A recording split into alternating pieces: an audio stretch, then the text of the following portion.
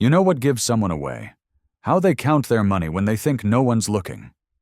The thought flickered through Karen Harrison's mind as she stood in the fluorescent glare of Save Mart, watching the young woman 3 people ahead in line.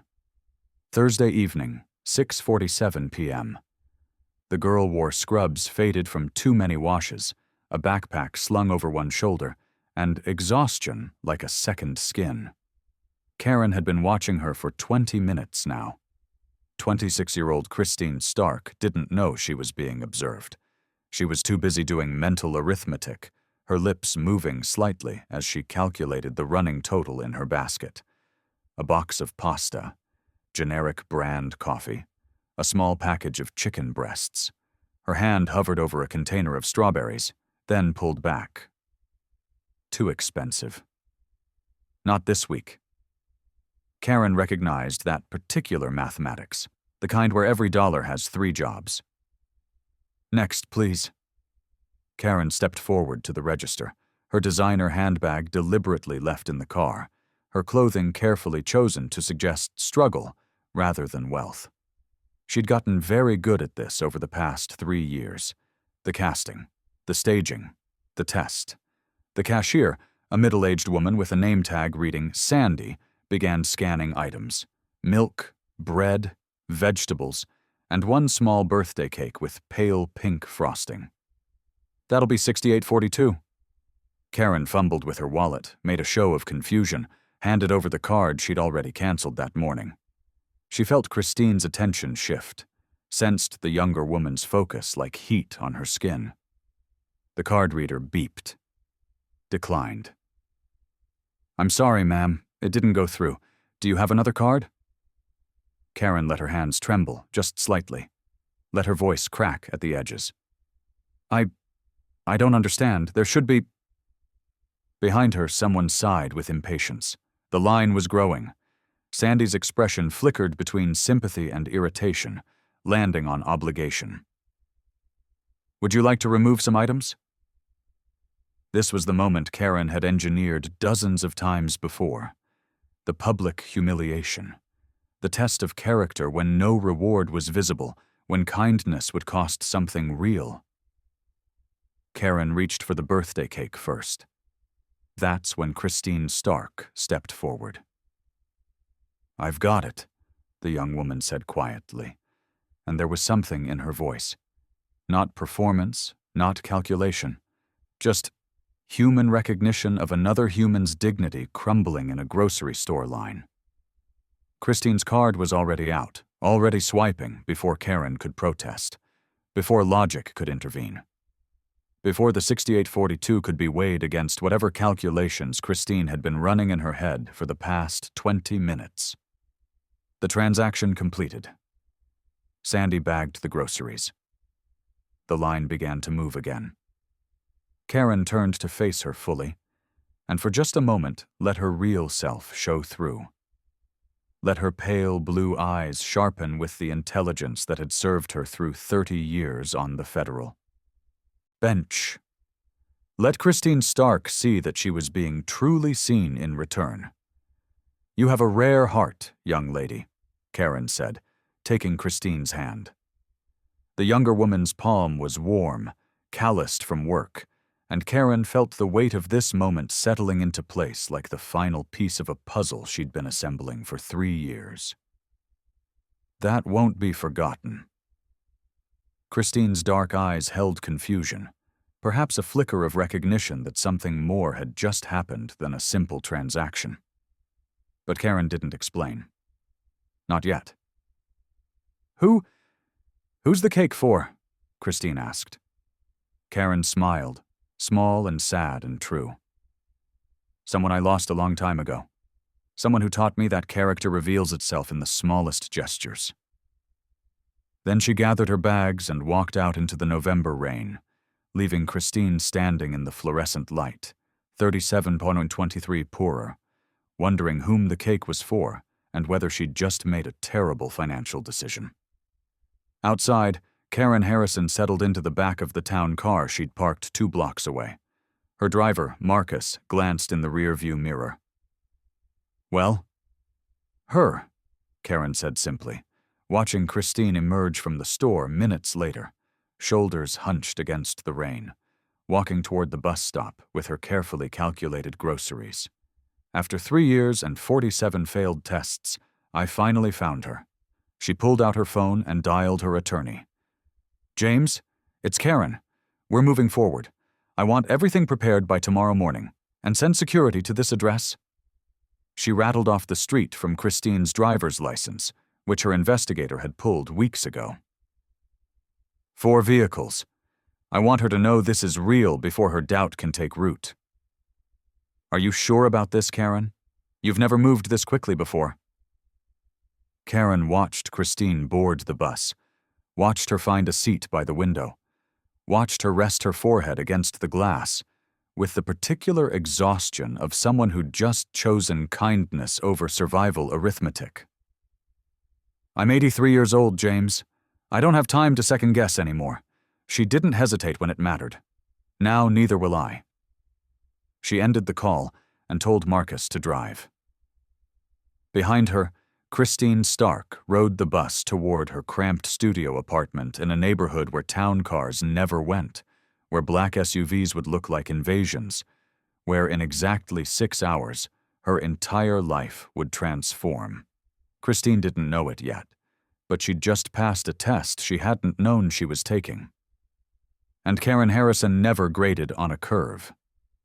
Christine's medical surgical nursing textbook lay open to page 247, the words blurring together as she tried to absorb information about cardiac arrhythmias on her 3rd read-through.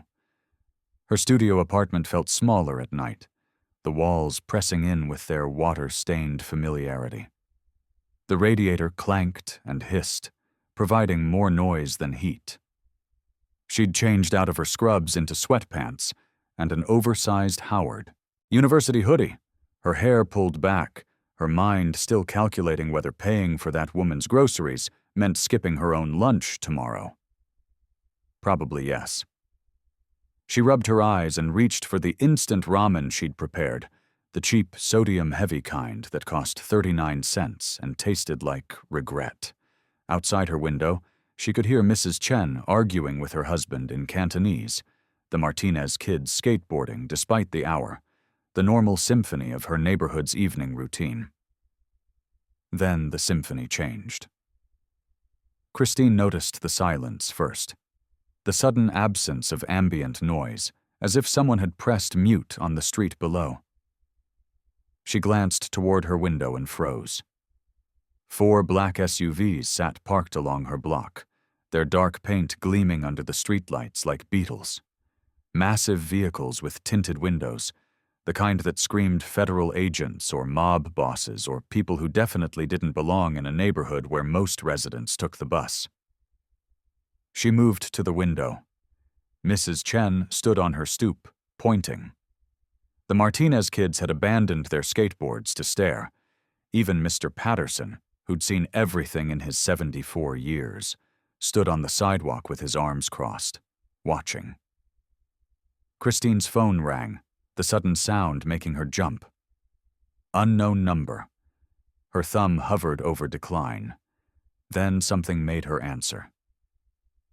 Christine Stark? The voice was male, professional, calm in a way that suggested crisis management training. Who is this? My name is Marcus. I'm calling on behalf of someone who would like to speak with you. Are you home? Will you accept a visitor? Her heart hammered against her ribs. I don't understand. What is this about? Ma'am, someone is at your door. I think it would be better if she explained in person. As if on cue, 3 sharp knocks echoed through her apartment. Christine approached her door the way someone might approach a strange dog, uncertain whether to expect affection or teeth. She checked the peephole, and her breath caught. The elderly woman from the grocery store stood in her hallway, but transformed. The trembling hands were steady now. The confused desperation had been replaced by something that looked like command, like certainty, like power that had simply been waiting for permission to show itself. She wore an elegant charcoal coat, her silver hair perfectly styled, her posture that of someone accustomed to rooms falling silent when she entered them. Behind her stood a younger black man in a suit, holding a leather portfolio. Further back, near the stairwell, Christine could see two others, their stance suggesting security rather than menace. Christine opened the door slowly, her mind struggling to reconcile the woman she'd helped with the woman who now stood before her. Karen Harrison smiled, and it was kind, but also knowing, as if she could see every thought racing through Christine's head. "Hello again, Christine," she said, her voice carrying none of the frailty from earlier. "I apologize for the dramatic arrival, but I've learned that some conversations require context. May I come in? We have much to discuss." Christine stepped back, her apartment suddenly feeling impossibly small, and let the woman who'd somehow brought 4 SUVs to her broken-down neighborhood walk into her life. Karen Harrison settled onto Christine's threadbare couch, as if it were a leather wingback chair in a mahogany-paneled study, her posture transforming the space, rather than being diminished by it. The young man with the portfolio remained standing near the door, professional and silent. Through the thin walls, Christine could still hear Mrs. Chen's television, a jarring reminder that her world hadn't actually shifted on its axis, even though it felt like it had. "I imagine you're confused," Karen began, her voice carrying the measured cadence of someone accustomed to courtrooms and boardrooms. "6 hours ago, I was a struggling elderly woman whose card was declined. Now I'm in your home with security detail. You're wondering if this is a scam, or if you've stumbled into something dangerous, or if perhaps you're losing your mind." Christine remained standing, her arms crossed defensively. All of the above. Karen's smile held approval. "Good. Skepticism is wise. So let me be direct. My name is Karen Elizabeth Harrison. I served as a federal judge for the district court for 28 years before retiring. I'm the widow of Marcus Harrison, who built Harrison Properties into one of the largest commercial real estate portfolios in the region, and I currently oversee the Harrison Family Foundation, which has assets of approximately $47 million dedicated to charitable giving." She paused, letting the numbers settle into the cramped apartment like stones dropped in still water. "You can verify all of this, of course. James?" The young man stepped forward, opening his portfolio to reveal documents, news clippings, photographs. Christine saw Karen in judicial robes, Karen cutting ribbons at hospital wings, Karen standing beside a distinguished black man at galas and fundraisers. "I don't understand," Christine said, her voice barely above a whisper. "What does any of this have to do with me?" "For the past 3 years," Karen continued, "I've been conducting a search, not through resumes or interviews or background checks, but through observation, through tests. I've staged scenarios in 12 different cities, looking for someone with genuine character to lead my foundation after I'm gone." Christine's legs felt unsteady. She sank into the chair across from Karen. "I've watched supposed good people step over homeless veterans on their way to charity galas. I've seen wealthy philanthropists who only donate for tax breaks and publicity, who treat service workers like furniture, who perform kindness when cameras are present, and cruelty when they're not. I've tested 47 people, Christine. 47. Scenarios carefully designed to reveal character when no reward is visible." Karen leaned forward, her pale blue eyes sharp with intensity. "You were number 48. And you gave when it cost you something real. You didn't hesitate. You didn't calculate the return on investment. You saw another human being's dignity crumbling in a grocery store line, and you stopped it. Not because anyone important was watching, but because it was right. That quality, Christine, is vanishingly rare." "This is insane," Christine breathed. "You're telling me tonight was a setup? That you deliberately—" "Yes. And you want me to—" "What?" Run your foundation. I'm a nursing student. I'm 26 years old. I have $37 in my checking account and student loans that would make you weep. You can't possibly. I can, and I am. Karen nodded to James, who placed a folder on Christine's coffee table. These documents outline my proposal. My attorney's contact information is inside. I'm not asking for an answer tonight. I'm asking you to consider carefully, to verify everything I've told you, and to think about what kind of legacy you want to build. Karen stood, smoothing her coat. You paid $68 for a stranger's groceries, Christine. I'm offering you the chance to do that on a scale that could change thousands of lives. The question is whether you have the courage to accept it. She moved toward the door, then paused. One more thing. My family doesn't know about this yet. When they find out, it won't be pleasant. Consider that carefully, too.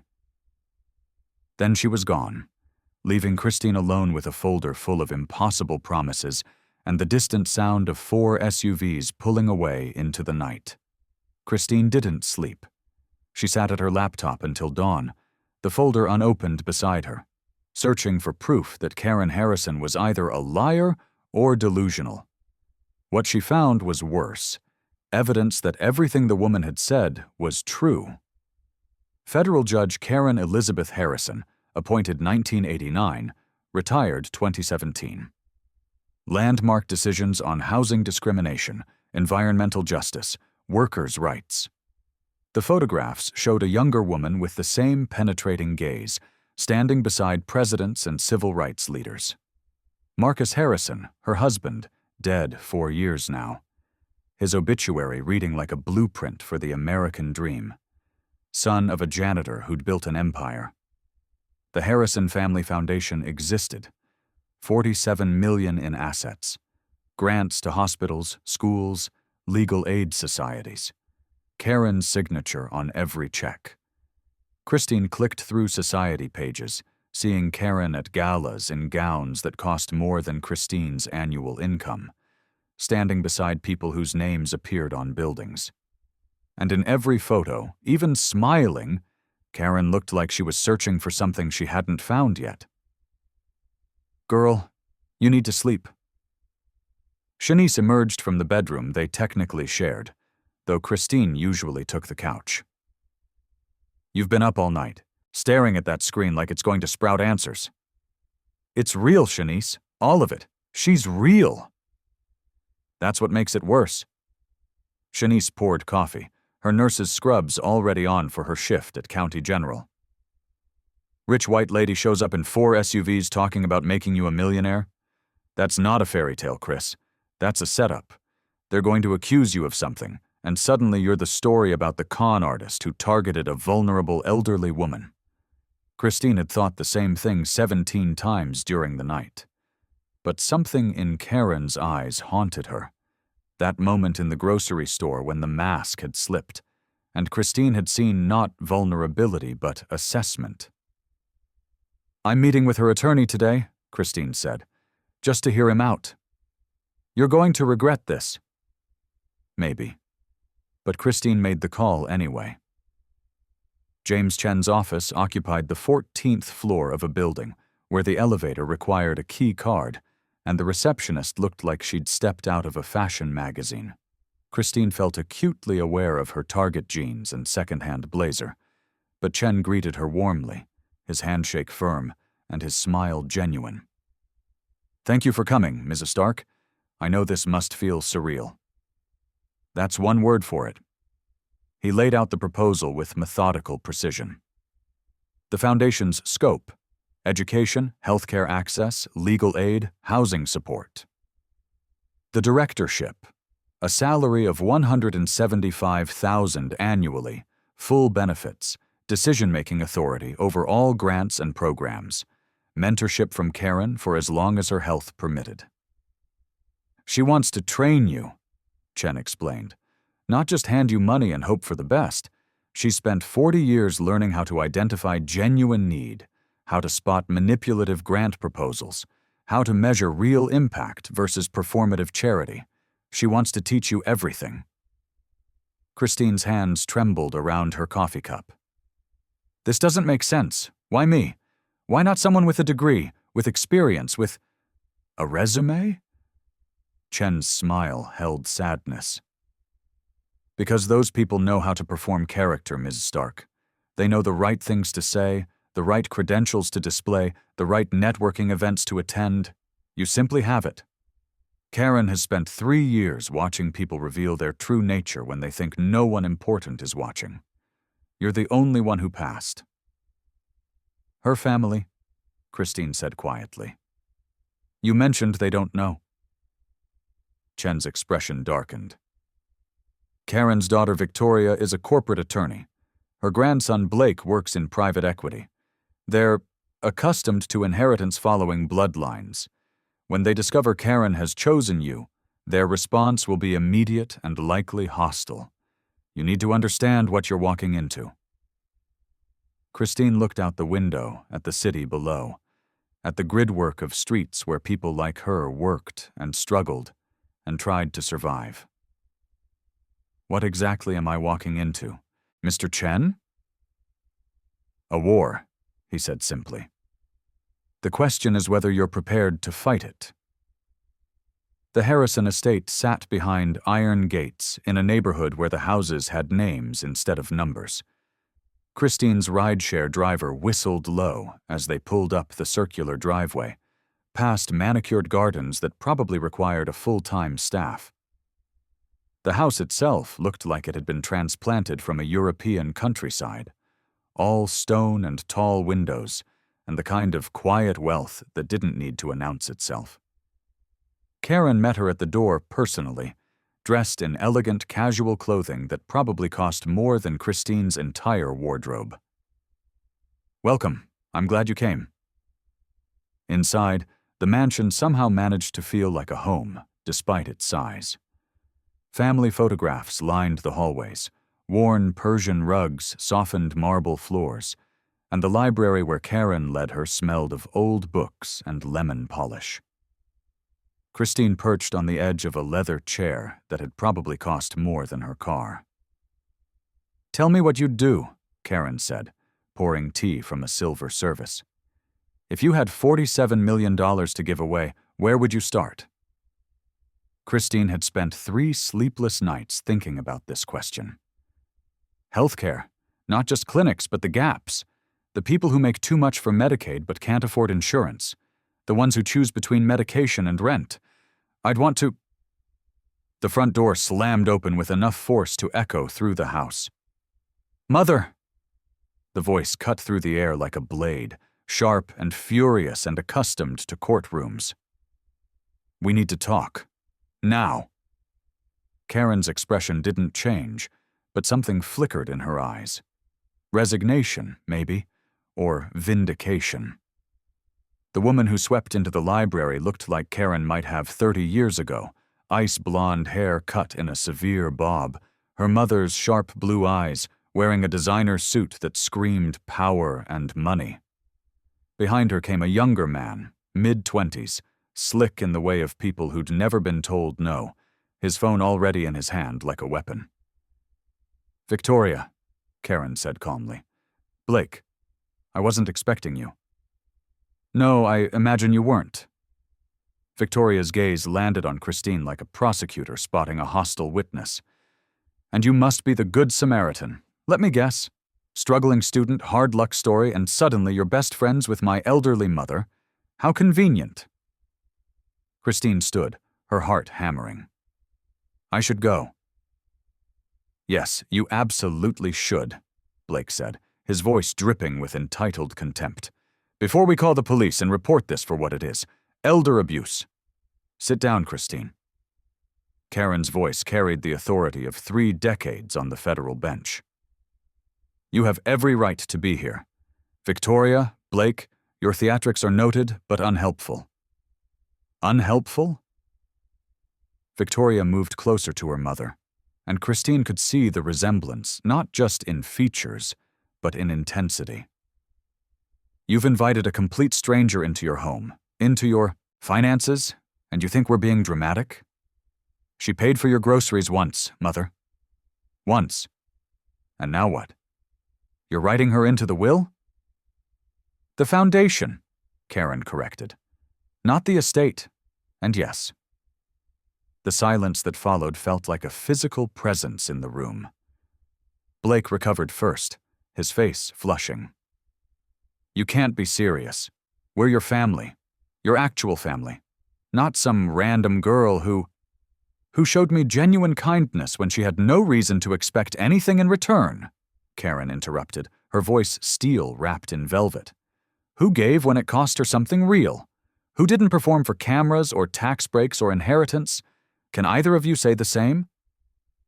This is insane, Victoria said, but her voice had shifted, something raw bleeding through the lawyer's precision.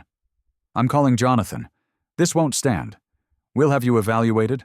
We'll contest competency. We'll prove exactly why I made the choices I did. Karen stood, and despite her age, despite her size, she seemed to fill the room. I'm 83 years old, not incompetent. And if you can't see the difference between manipulation and character, then I've failed you worse than I thought. Victoria's composure cracked, just for a moment, and Christine saw something beneath the fury. Pain. Old wounds dressed in expensive clothing. Get your lawyers, Victoria, Karen said quietly. I'll see you in court if that's what you need. But Christine stays. The headlines appeared within 48 hours, each one a small detonation in Christine's life. Nursing student accused of exploiting elderly heiress. Harrison family challenges mother's suspicious friendship with stranger. Gold digger or Good Samaritan? Questions swirl around foundation controversy. Christine's phone became a weapon turned against her, notifications arriving like gunfire. Her Instagram, her Facebook, her LinkedIn, all flooded with messages from strangers who'd decided they knew her story better than she did. The racist vitriol came fast and vicious. People who'd never met her suddenly experts on her character, her motives, her worth. Typical, one message read. Using the race card to manipulate a vulnerable white woman. Gold digger saw an easy target, said another. She probably stalked the old lady for months. This was planned. Shanice found her in the bathroom at 3 a.m, sitting on the floor with her phone clutched in shaking hands, tears streaming silently down her face. Give me that. Shanice took the phone, powered it off. You're done reading that poison. They're saying I'm a con artist, that I targeted her, that I... Christine's voice broke. My nursing school got complaints. 17 complaints from people who don't even know me, demanding I be expelled for ethical violations. Those people are strangers with internet connections and no lives. Dr. Morrison called me into her office today. Christine looked up at her friend, her roommate, the person who'd covered her share of rent twice last year. She said the school has to take the complaints seriously, that there might be an ethics review.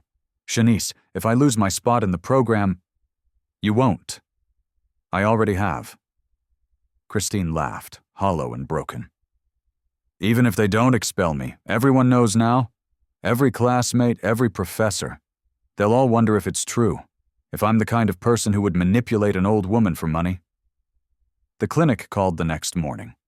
Her supervisor, Mrs. Patterson, a kind woman who'd always praised Christine's patient care, asked her to come in early.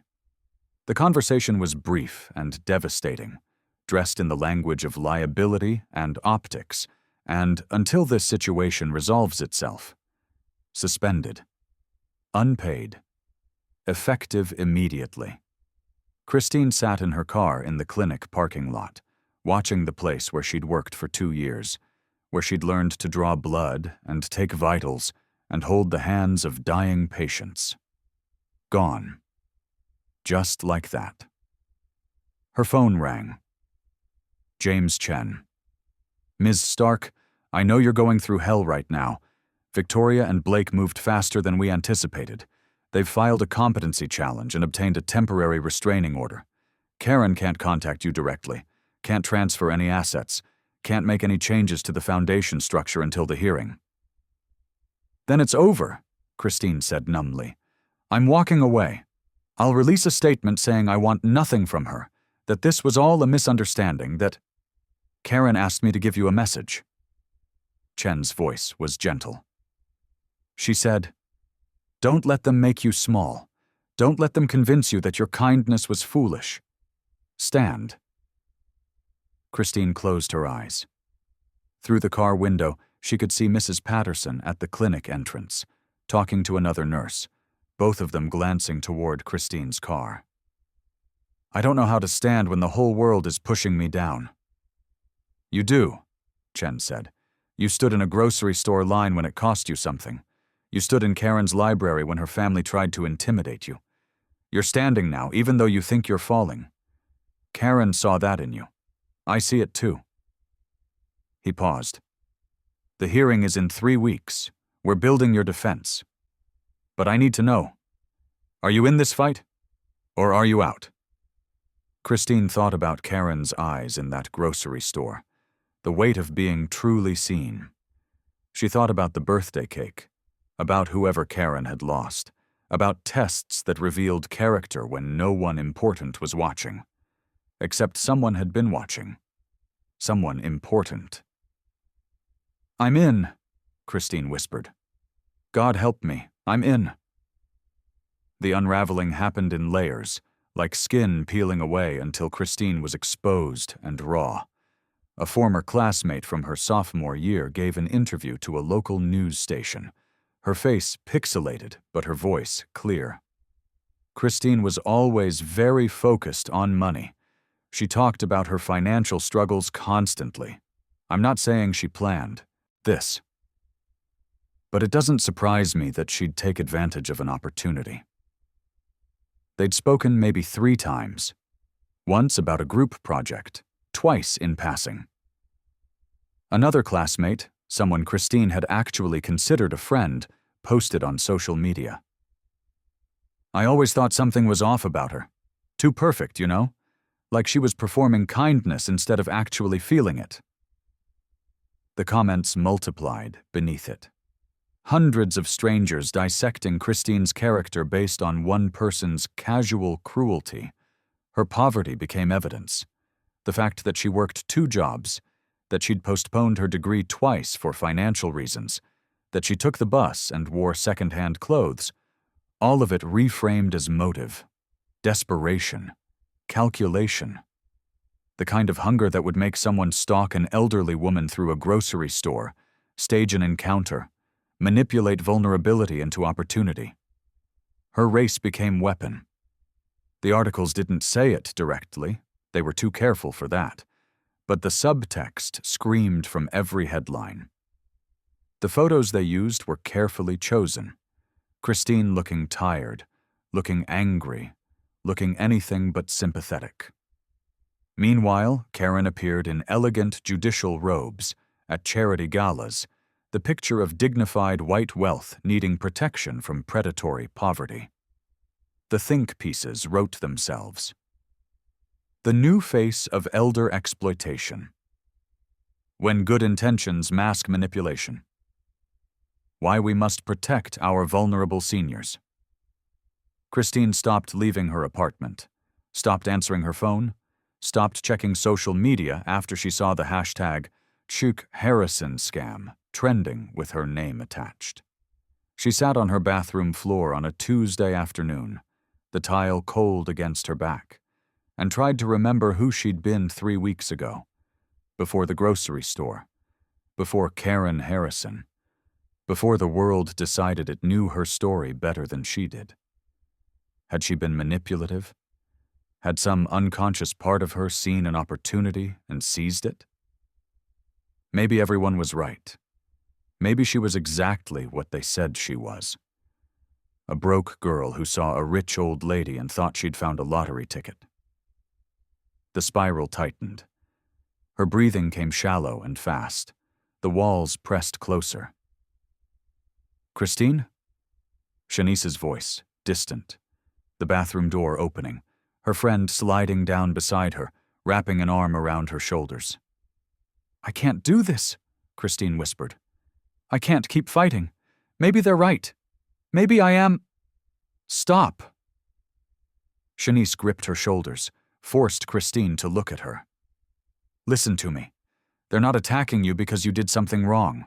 They're attacking you because you threatened their world view." "What are you talking about?" "Think about it." Shanice's voice was fierce, urgent.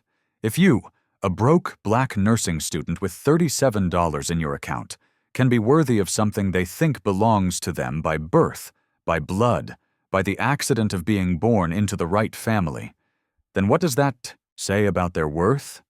About everything they've told themselves makes them deserving?" Christine stared at her friend. "You're not being destroyed because you're a con artist," Shanice continued. "You're being destroyed because you proved that character matters more than credentials, that kindness matters more than pedigree, that a girl from nowhere who paid for a stranger's groceries might actually deserve what a wealthy family thinks is theirs by divine right. That's terrifying to them. So they have to make you small, make you dirty, make you wrong, because if you're right, then their entire understanding of how the world works falls apart." Christine let the words settle, feeling their weight, their truth. "Karen passed her psychiatric evaluation," Shanice said quietly, checking her phone. "Chen just texted. She scored perfectly on every cognitive test.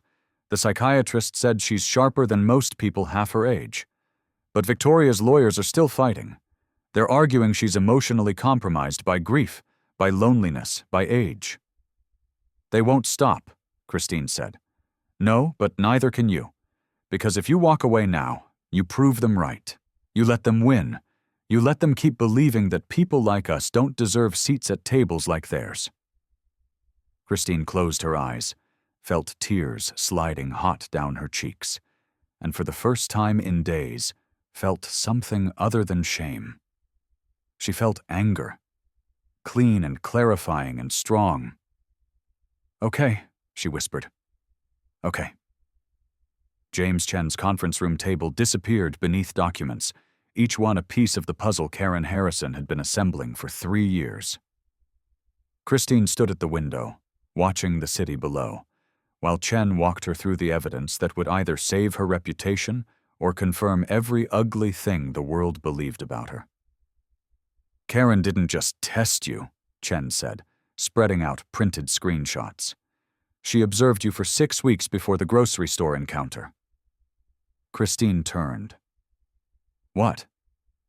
"Security footage from Save Mart, dated 5 weeks before your interaction. Watch." He opened his laptop, and Christine saw herself in grainy black and white, helping an elderly man reach something from a top shelf. Saw herself a week later, letting a frazzled mother with screaming twins go ahead of her in line. Saw herself again and again in small moments of unremarkable kindness that she'd already forgotten. She was watching me? Christine's voice felt hollow. For weeks. "She was watching dozens of people," Chen corrected. "You were one of 17 potential candidates she observed in this city alone, but you were the only one who was consistent, the only one who helped when it was inconvenient, when no one was watching, when there was no possible reward." He pulled out financial records next, Karen's bank statements with transactions highlighted. "The declined card wasn't an accident. She called her bank that morning and had it temporarily frozen. The birthday cake was deliberate. She knew people reveal themselves in what they choose to abandon first." Christine sank into a chair, her mind reeling. "There's more." Chen opened a leather journal, Karen's elegant handwriting filling page after page. She documented everything. 3 years, 47 tests, 12 cities. Listen to this entry from 18 months ago. Subject 23 Portland. Paid for homeless veteran's meal at diner. Accepted profuse thanks. Returned 2 hours later with television crew for local news story. Character revealed. Performative. Failed. He flipped pages, Subject 31, Chicago. Helped elderly woman with groceries to car. Woman offered $20 tip. Subject initially refused, then accepted when amount increased to $50. Character revealed. Transactional. Failed. And me? Christine asked quietly. Chen found the page, his finger tracing Karen's words. Subject 48, Christine Stark. Paid $68.42s for strangers' groceries despite obvious financial constraint. Walked away expecting nothing. Returned home alone. Made no social media posts. Told no one. Sought no recognition. Character revealed. Authentic. Finally. The word finally hit Christine like a physical blow. 3 years of searching, and Karen had chosen her. This proves her competency, Christine said. This shows she planned everything, that she was deliberate and rational, and Victoria's team is already countering it. Chen's expression darkened. He pulled up a legal brief, pages of dense argument. They're claiming this obsessive documentation proves mental instability, that a rational person doesn't spend 3 years staging elaborate scenarios. They're painting Karen as a lonely, grief-stricken widow so desperate for connection that she's created a fantasy relationship with the first person who showed her kindness. That's not true. Truth and legal strategy aren't always the same thing. Chen pulled out another document, this one stamped with official seals. They've got 3 of Karen's former friends prepared to testify that she's been increasingly isolated since Marcus died. Her personal physician will confirm she's on medication for anxiety and depression. They're building a narrative of vulnerability and manipulation. Christine's phone buzzed. A news alert. Harrison hearing scheduled. Judge to decide elderly heiress's fate. 2 weeks, Chen said. The hearing is in 2 weeks. We need to prove not just that Karen is competent, but that her choice was legitimate. That character can matter more than blood. That someone like you— He paused, choosing words carefully. That someone without wealth or pedigree or the right background can be worthy of trust and legacy. You mean we need to prove that a broke black girl isn't a con artist? Chen met her eyes, and she saw the truth there. Yes, that's exactly what we need to prove. And in a system that's been designed for centuries to assume otherwise, that's going to be the hardest case I've ever fought. Christine looked down at Karen's journal, at 3 years of searching documented in elegant handwriting, at the word finally that represented hope and faith, and a lifetime of watching people fail tests they didn't know they were taking. Then we'd better win, she said. Karen's study felt different than the library where Christine had first met Victoria and Blake. More intimate, more honest. Books lined the walls floor to ceiling, and photographs covered every surface. Marcus Harrison's face appearing again and again, frozen in moments of joy that death had ended too soon. Karen sat in a leather chair by the fireplace, smaller somehow than she'd been in the grocery store or at Christine's door. 83 years settling into her bones with visible weight. James Chen stood near the window. Christine took the chair farthest from the door, trying to make herself invisible. Victoria arrived first, Blake behind her, both dressed like they were heading to court even though the hearing was still 3 days away. They stopped when they saw Christine, and the temperature in the room dropped 10 degrees. I should have known you'd be here, Victoria said, but her voice lacked its previous sharpness. She sounded tired, worn down by 2 weeks of legal warfare that had cost everyone something. Sit, Karen said, not a request but a command carrying 3 decades of judicial authority. All of you. We're going to have the conversation we should have had before lawyers got involved. Victoria remained standing. Mother, the hearing is in 3 days. Our attorneys have advised— I don't care what your attorneys advised. Sit down, Victoria. You too, Blake. They sat, reluctantly, perching on the edge of a sofa across from Karen like defendants awaiting verdict. Karen folded her hands in her lap, and Christine saw them tremble slightly. Age or emotion? Maybe both. "Victoria, do you know why I'm doing this?" Karen asked quietly. "To punish me." Victoria's composure cracked, and suddenly she wasn't a corporate attorney in a designer suit, but a daughter carrying decades of accumulated pain. For having a career, for not being the devoted daughter your generation expected, for choosing ambition over playing the traditional role.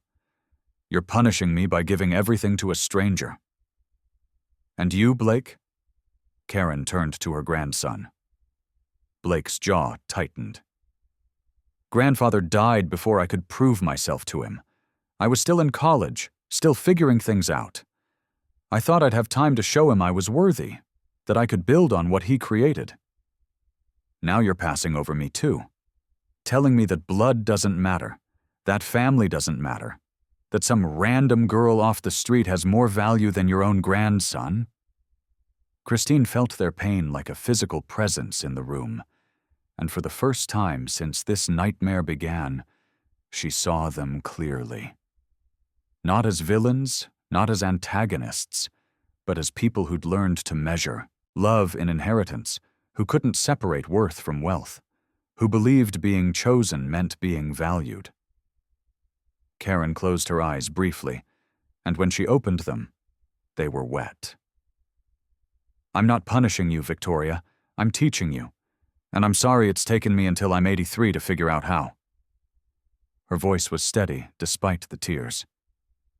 Every privilege you've had, the education, the opportunities, the doors that opened because of our name, came from work your grandfather and I did. You've never had to prove your character because you've never had to choose between your comfort and someone else's dignity. She turned to Christine, and the younger woman felt the weight of that gaze. Christine has. And when that moment came in a grocery store on a Thursday evening, she chose correctly.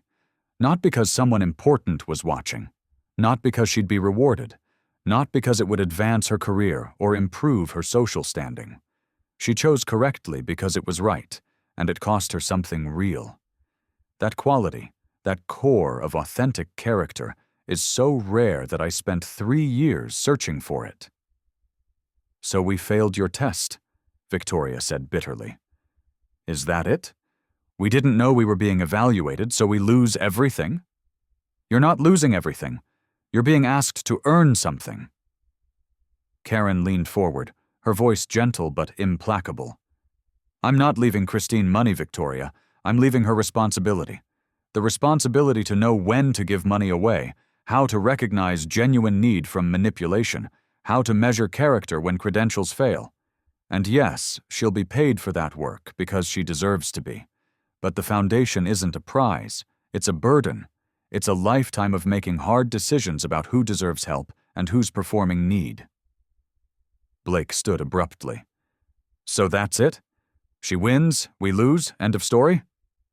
No, Christine said, speaking for the first time.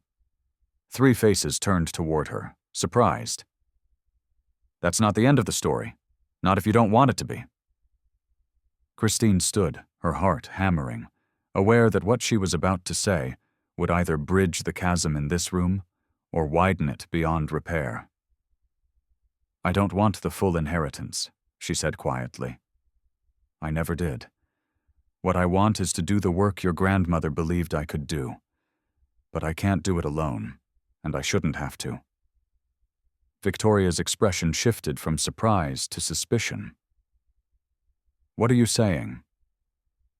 I'm saying that maybe Karen's right about character being tested through choice, but she's also right that everyone deserves the chance to prove themselves.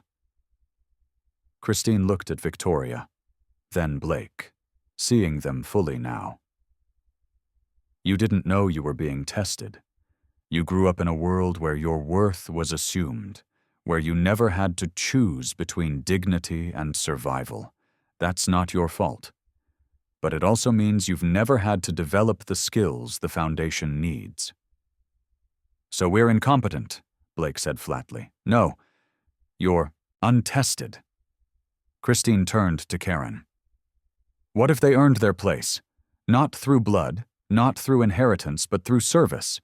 Victoria and Blake on the foundation board, but only after they've worked alongside the communities we serve.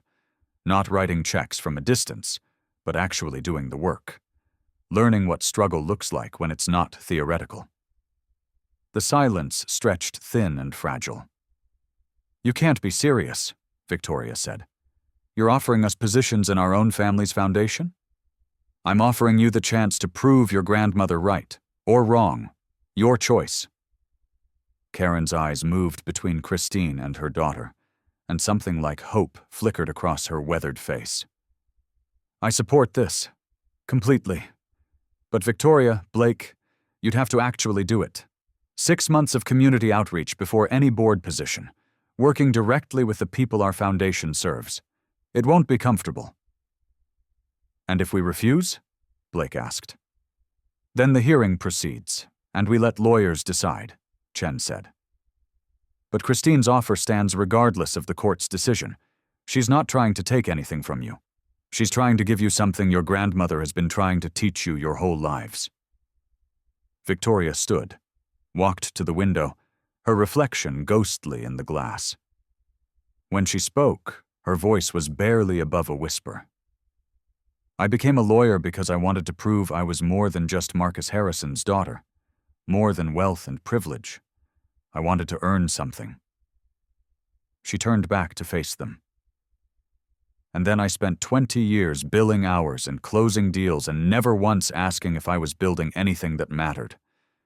Maybe Mother's been trying to tell me that for years. Blake? Karen asked softly. Her grandson looked younger suddenly, stripped of his entitled armor. Grandfather used to say that money was a tool, not a trophy. I never understood what he meant. I just wanted him to be proud of me. His voice cracked. I still do.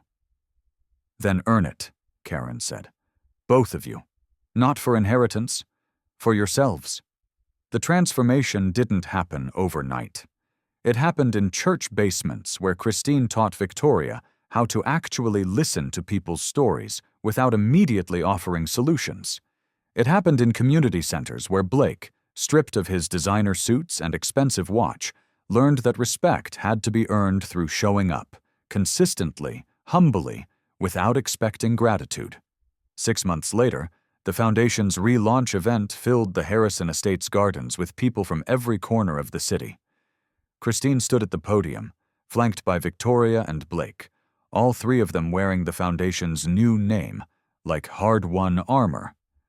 The Harrison Stark Foundation for Earned Legacy. Our first major initiative, Christine announced, her voice steady despite her nerves, is a comprehensive nursing scholarship program for students from working-class backgrounds. Fuller tuition, living expenses, and something equally important, mentorship that teaches not just professional skills, but moral leadership. Because technical excellence without character is just competence, and the world needs more than competence. The crowd applauded. Christine saw Shanice in the front row, crying openly, saw former classmates who'd doubted her, now silent and attentive, saw journalists who'd written think pieces about her supposed manipulation, now documenting her transformation from accused con artist to foundation director. But mostly, she saw Karen. 83 and visibly frailer, seated in the front row with a blanket across her lap, despite the warm evening. When their eyes met, Karen smiled, and it contained everything: pride, vindication, hope, and the bone-deep satisfaction of a 3-year search finally ended. After the speeches, after the photographs and congratulations and networking, Christine found Karen in the quiet of her study.